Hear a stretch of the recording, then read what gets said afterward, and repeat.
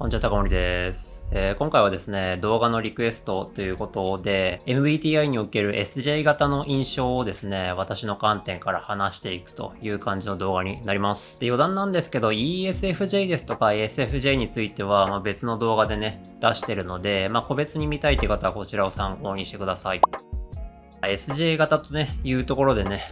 猫が邪魔してますけれども、語っていきたいと思うんですけども、一言で言うなら、現実に即して着実に生きていくのがうまいなというような印象ですね。S と J っていうね、ところなので、S の知覚機能によって、あるものをしっかりとね、受け入れて、J で、その環境に即したというか、自分の感覚に即したような生き方をされていて、NJ 型の自分としてはね、すごい羨ましいなというか、現代社会に適応しやすいのかななんて考えたりはしちゃいますね。一方で NJ 型っていうのはちょっと違っていて、環境があった時に SJ 型っていうのはその環境にとりあえず入って適応して順応していくみたいな感じだと思うんですけれども、NJ 型の場合はちょっと違ってて、まず自分の中に信念というか核みたいなものがあると。で、それを軸として環境に入っていて、その環境の価値観と自分の信念との軸っていうのを、ズレっていうのを認識していくっていう感じで、傾向の話でしかないんですけれども、NJ 型の方が、環境に対してなんだよって思いがちなところはあるのかなと若干思いますね。だからそんな NJ 型の自分が、例えば ISFJ とかね、ESFJ の方々を見てて思うのは、本当にこう、置かれてる環境をしっかりと見据えた上で、じゃあ自分はどうしていくかっていうところを建設的に考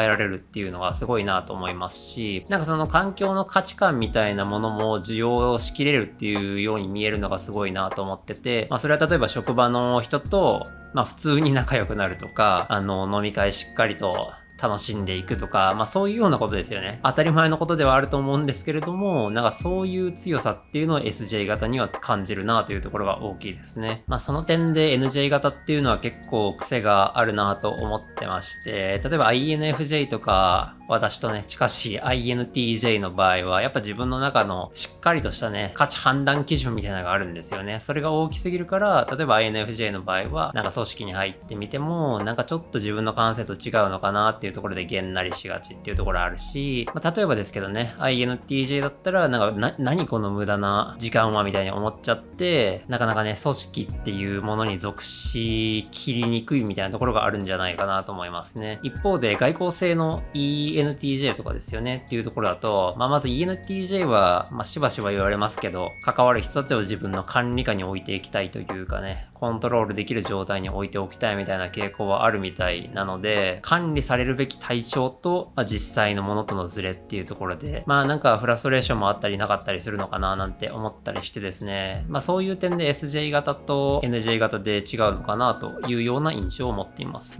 これはあくまでこう INFJ 的な自分から見た SJ 型の、なんていうのかな、全体的な印象っていう感じなんで、個々のね、例えば ESFJ とか ISFJ みたいな感じでタイプを見ていくと、もう少し具体的な話はできるかなと思うんですけれども、今回は SJ っていうところに絞って話しているので、現実に即して着実にしっかりと生きていける人たちっていうような印象が私はあるというようなところをですね、そんな感じでやっておりますけれども。